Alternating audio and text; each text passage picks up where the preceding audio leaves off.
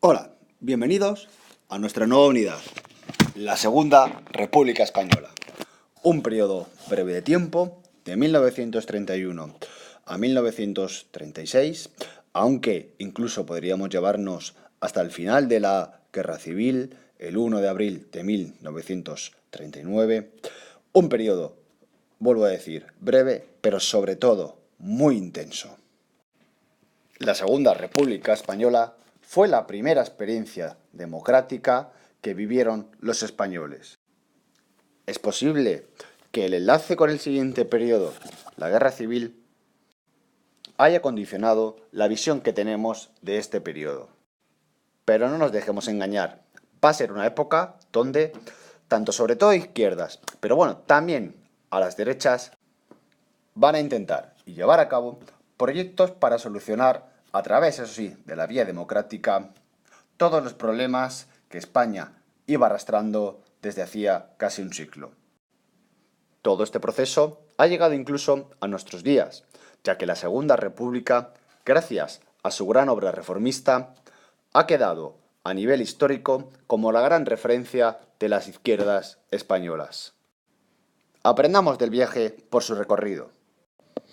Eso sí, ahora nos vamos a centrar en su apartado primero, la proclamación de la República. Los inicios de la República van entrelazados con el propio final del régimen anterior, el reinado de Alfonso XIII y en concreto de la dictadura de Primo de Rivera. En primer lugar, hay que recordar que en enero de 1930 se destituye a Primo de Rivera y se le encarga a el general Dámaso Berenguer de un gobierno de transición con el objetivo último de restablecer el régimen anterior a la dictadura. Esto es todo lo que hemos hablado en el apartado llamado las bases de la restauración. Este proyecto chocaba con otra realidad, que era la fuerte oposición popular por un lado, pero sobre todo del resto de grupos políticos que no habían podido participar en la dictadura, esto es sobre todo englobados en republicanos, socialistas, comunistas y sindicalistas de diverso tipo, que se van a unir en el mes de agosto en el llamado Pacto de San Sebastián, que ya hemos analizado y cuyo texto tenéis en la página 163. El Pacto de San Sebastián lo que significa es la unión de todas las fuerzas políticas opositoras al régimen de Alfonso XIII. Otro hecho esencial fue la sublevación en el mes de diciembre en Jaca, liderada por los capitanes republicanos Galán y García Hernández.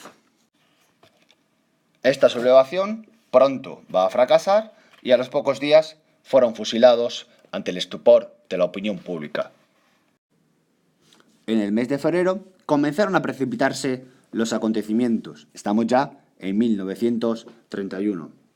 Dimitió Berenguer y fue sustituido por el almirante Juan Bautista Aznar, quien intentó dar legitimidad al proceso de cambio de régimen a través de procesos electorales. Para ello, ideó que en primer lugar se celebraran elecciones municipales, pero la propia realidad terminó imponiéndose. Aunque no oficialmente, oficiosamente quedaron estas elecciones como un plebiscito a favor o en contra de la monarquía. Ahora veremos su resultado. Las elecciones se celebraron el 12 de abril de 1931. Si establecemos cuantitativamente los resultados, vemos cómo realmente ganaron los monárquicos. Pero la lectura que se hizo no fue la misma.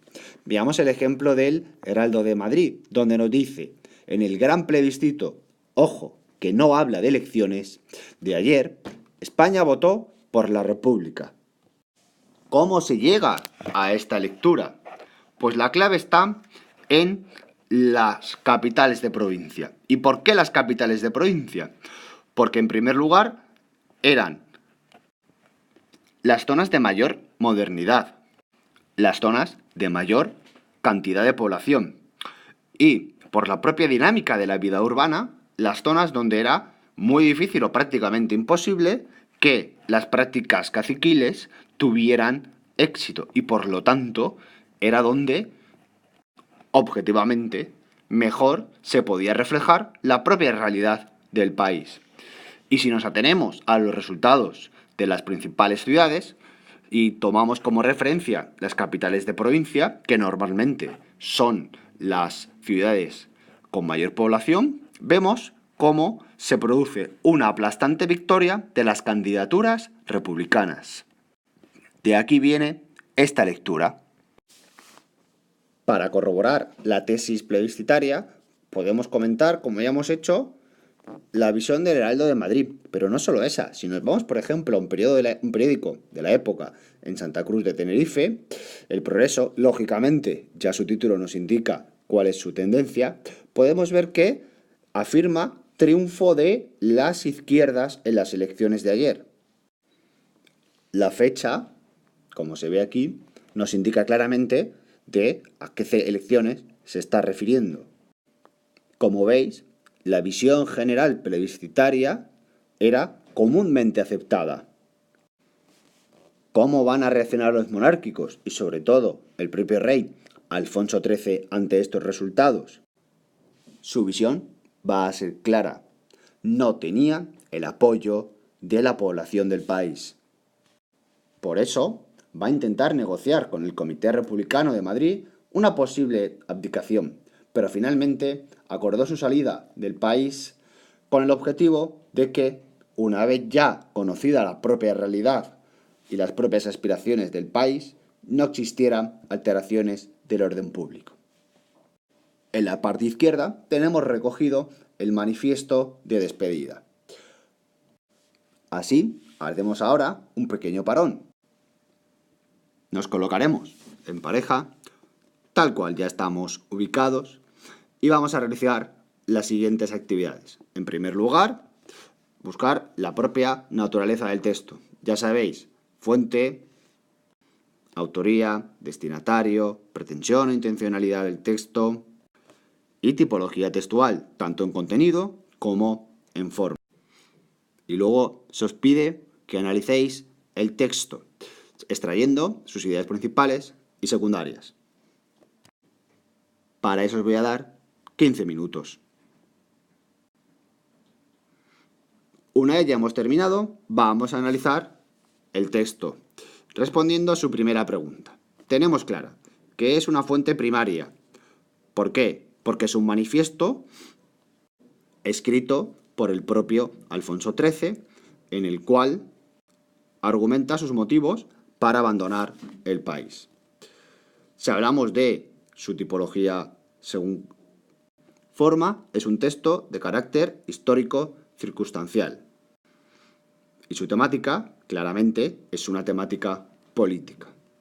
Es importante que conozcamos lo que significa un manifiesto, ¿bien? Que es una declaración pública, normalmente donde van a quedar reflejadas principios, intenciones, ideas, a justificaciones, en definitiva, por los cuales se argumenta una acción posterior o anterior, y, lógicamente, será de naturaleza política, pudiendo ser su autor, bien sea colectivo o bien sea, como en nuestro caso, individual.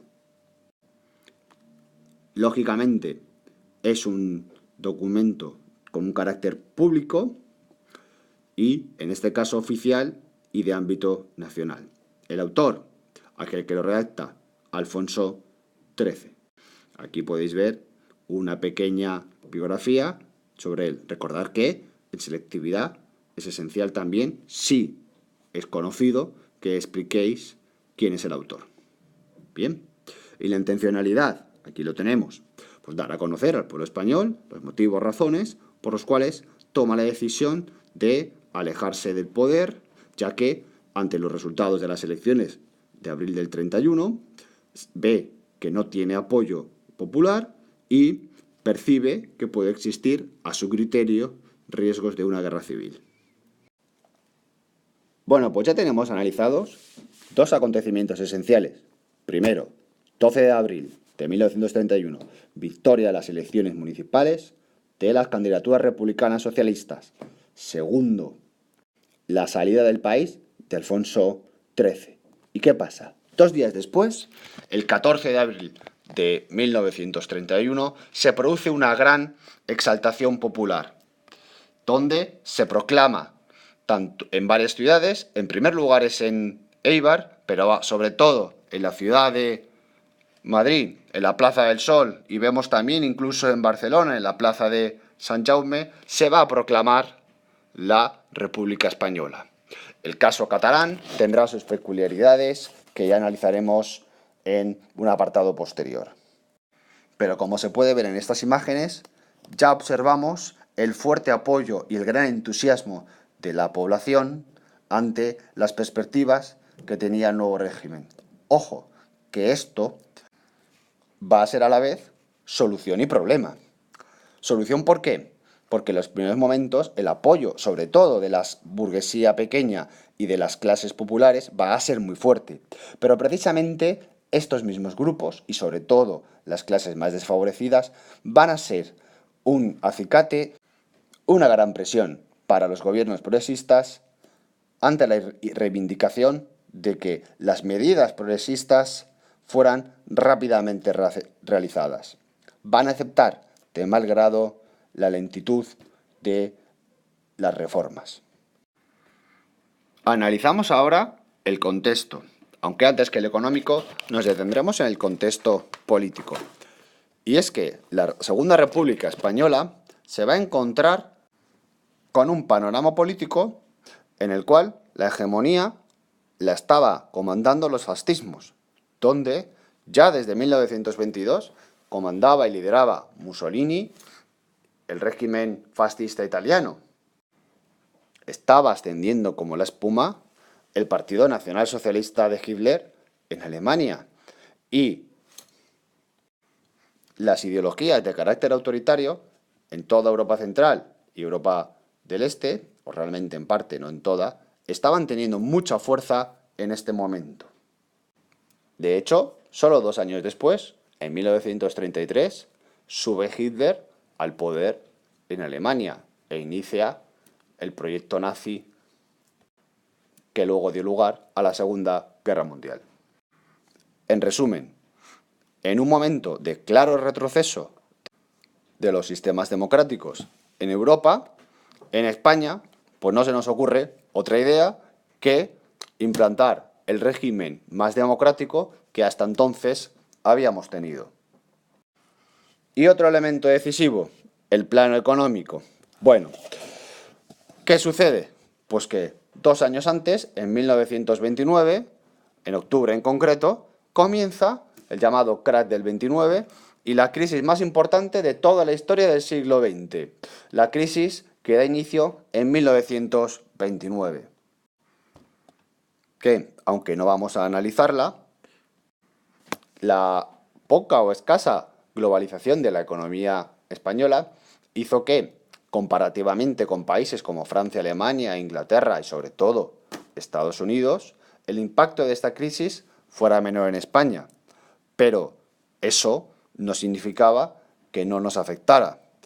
Y lo esencial, la crisis económica mundial va a lastrar la puesta en marcha de las reformas sociales planteadas por el nuevo régimen. Ya hemos dicho que el 14 de abril se proclama la República. Pero, ¿y ahora qué hacemos? Pues lo primero que se hace es instaurar un gobierno provisional. Este gobierno va a ser un gobierno en el cual van a participar la práctica mayoría de las fuerzas que se habían unido en el Pacto de San Sebastián. Por las derechas tenemos como representantes a Aniceto Alcalá Zamora, que va a ser nombrado presidente de la República, y también a Miguel Maura.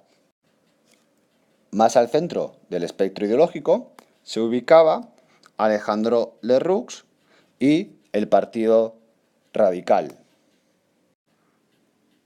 El Partido Republicano Radical y la figura de Alejandro Lerroux fueron una figura esencial o importante realmente en la historia del republicanismo español, ya que desde los inicios del siglo XX va a ser uno de los líderes de la corriente republicana. Y luego veremos cómo será importante a partir de 1933 la figura de Lerroux. Dentro de este espectro ideológico, el centro, está también Martínez Barrio. Dentro del centro izquierda tenemos del Partido de Acción Republicana Manuel Azaña, figura esencial de la República.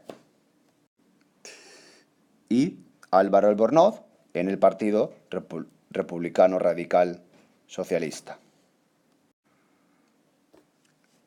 Otra figura que tendrá posteriormente también su importancia, Casares Quiroga, de la Organización Republicana Gallega Autónoma, conocida como ORGA. E incluso tenemos a un socialista y otro, ¿vale? Largo Caballero e Indalecio Preto, miembros del Partido Socialista Obrero Español, con lo cual comprobamos y vemos cómo este partido en el gobierno provisional también participó. En resumen, y esto es lo realmente esencial, vemos cómo podemos comprobar una gran amalgama de partidos. Se trataba de grupos con inclinaciones ideológicas, con proyectos y con aspiraciones políticas muy diferentes, y que se habían unido ya que solo tenían en común, en algunos casos, su voluntad de acabar con la monarquía. Por lo tanto, lo que hablamos a veces, no se unen en positivo, puesto que tienen un proyecto común, sino en negativo, puesto que se unen frente al régimen que han derrocado. La diversidad demostró que el arco republicano estaba sujeto a fuertes conflictos internos, entre los que también se mezclaban rivalidades personales. Y pongo como ejemplo la propia dentro del Partido Socialista entre las figuras de Indalecio Prieto y Largo Caballero. Pero esa ya es otra discusión. Al gobierno provisional le tocó llevar adelante las primeras leyes para dar cuerpo al nuevo marco jurídico y político de la República. Para ello, puesto que no habían unas cortes constituidas, legisló a golpe de decreto. En este punto, en concreto el 1.4 de nuestro libro de texto, nos vamos a centrar en las primeras reformas. Primero, desde el punto de vista agrario, se prohibieron desahucios de campesinos. Se crearon jurados mixtos para mediar entre patronos y jornaleros en aquellos conflictos que existieran. Y se estableció una normativa de accidentes laborales importante porque daba seguridad jurídica ante las bajas laborales para los campesinos, al tiempo que se limitó la jornada laboral. Todas estas medidas beneficiaban a los trabajadores del campo, con lo cual ya podéis entender el rechazo que supuso para los patronos del campo toda esta legislación y por tanto la imagen que ellos recibieron de la República, por lo tanto oponiéndose frontalmente a ella. Finalmente, la cuestión agraria fue muy importante un decreto, el llamado decreto de términos municipales. Este decreto obligaba a los patronos a emplear jornaleros vecinos del mismo municipio. Esto provocaba que existiera menor competencia entre los trabajadores del campo y, por lo tanto, una mínima seguridad en cuanto a la permanencia en el trabajo y los salarios a percibir. Lógicamente, la oposición de los patronos agrarios fue muy fuerte. Desde el primer momento, Azaña, nombrado ministro de Guerra, llevó a cabo una serie de reformas con el objetivo de someter el ejército al poder civil y que éste aceptara la legislación y la obra de la República. En el seno del ejército fue importante la polémica que surgió a raíz de la ley de retiro. ¿Para qué se creó esta ley? Pues el objetivo era que pasaran a la reserva con todo su sueldo aquellos oficiales que no estaban a favor de la República. Estos oficiales podían retirarse, ya que en su gran mayoría todos ellos tenían ya una elevada trayectoria y edad. Se cerró también la Academia de Zaragoza, el Consejo Supremo de Justicia Militar, por lo tanto prevaleciendo la justicia civil, y la Ley de Jurisdicciones. También se redujo al 50% las unidades del ejército, esto es, la totalidad del mismo.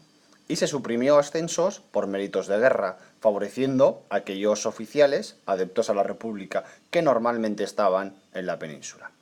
La cuestión es que todas estas medidas que generaron gran malestar en los cuarteles, siendo el ejército una fuente importante de oposición a la República, aunque sobre todo a la parte progresista y a la parte reformadora de la República. La respuesta de la Iglesia a la República no se hizo esperar. La Iglesia, acostumbrada a la alianza entre el trono y ella misma, percibió de muy mala manera las tendencias de separación entre el poder civil y el poder religioso. La tensión estalló a raíz de un incidente en Madrid con un grupo de monárquicos que degeneró en una explosión de furia anticlerical extendida luego a Valencia y Andalucía, que acabó con la quema de cientos de edificios religiosos durante 3 días. El gobierno tardó en reaccionar y fue acusado de complacencia con los violentos. La brecha entre católicos y república se hizo más grande. Con el objetivo de eliminar uno de los males endémicos de nuestro país, el caciquismo, se cambió en un decreto de mayo de 1931 las circunscripciones para las elecciones. Se eligió como circunscripción la provincia, pero eso sí, a la vez, las grandes ciudades tenían una circunscripción propia. Hasta aquí he analizado el primer punto, la proclamación de la República. Ahora pasaré a analizar el segundo, la Constitución de 1931, la base del sistema de la Segunda República.